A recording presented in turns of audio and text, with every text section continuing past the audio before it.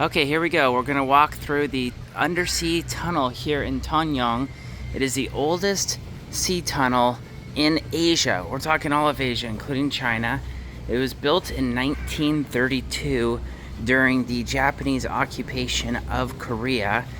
Used to be basically to protect against any bombings or anything like that by going under the sea, as opposed to a bridge that could easily be taken out by potential forces.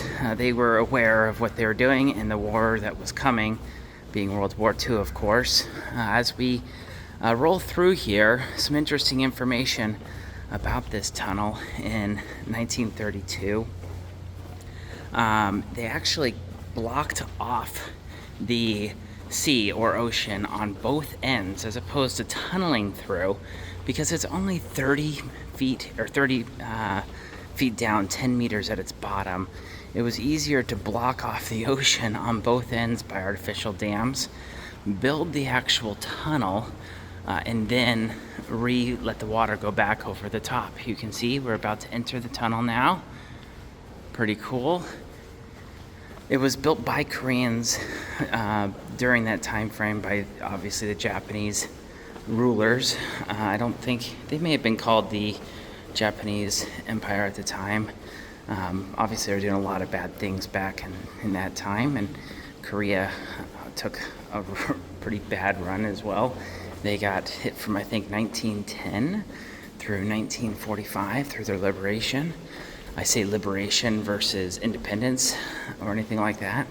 I say that because, unfortunately, because they were occupied during those 35 years, they weren't fighting with the Allies against the United States. In fact, they were being conscripted in a lot of ways by the Japanese and trained for a potential invasion by the Allied forces. So we're coming up on some cool information up here. Take a look as we walk. It's much cooler down here. If you're in Korea right now, you'll know it is really hot.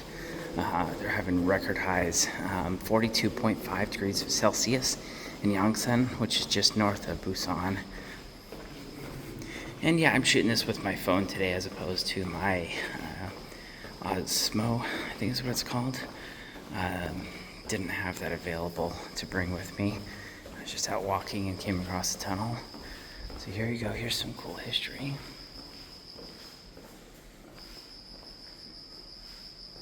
It's all in Korean, so I'm not getting too close. But you can kind of see the construction. You can see how they blocked off the ocean in between the two islands. Pretty neat.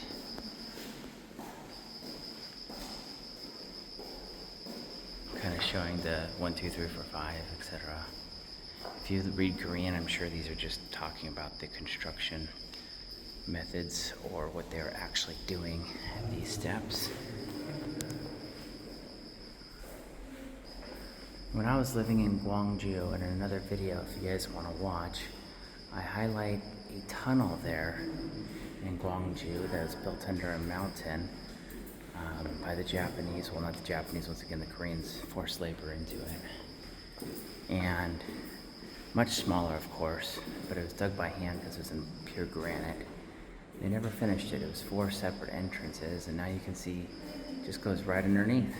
There are lots of bridges, like this bridge as you can see here, and others here in Tongyeong right now. Here's some more bridges you can see. And they're lit up. This one's actually painted now, a bunch of crazy colors. But at the time, it didn't make sense because it would have made it such an easy target to take out the infrastructure. And Tongyeong was extremely important during colonial times for a couple of reasons. One is, of course, the fishing industry, which is obvious. The fishing industry was very important not only to Korea, but also to Japan. But also it was kind of seen, Tongyeong was seen as a gateway to the, that's interesting, 13 meters down here. So about 40 to 50 feet. It was seen as a gateway to the rice industries in southern Korea. So if you ruled Tongyeong and could go up the rivers toward places like Jinju and such, you pretty much ruled the food portion of Korea. It would have made it very, very difficult for Korea to have a strong comeback if they didn't control the South. And you saw that also in the Korean War as well. I did the luge yesterday, actually, and the cable cars a couple of days ago. And yeah, you have that amazing view of Korea from up there. It's pretty incredible. Showing a little bit more of the incredible bridges that exist here now. Korea loves their bridges, tell you what, they go berserko for them and their islands, fishing communities. It's basically a large fishing community right there. There's also a ton of fish farms. You can see one of them in that picture there. You can see them from the video that I did at the top of that mountain, and another, it's more of a short form.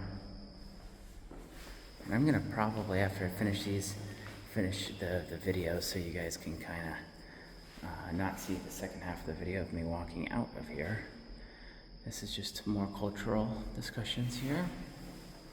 But, you know, you might as well see how they advertise at the bottom of this tunnel.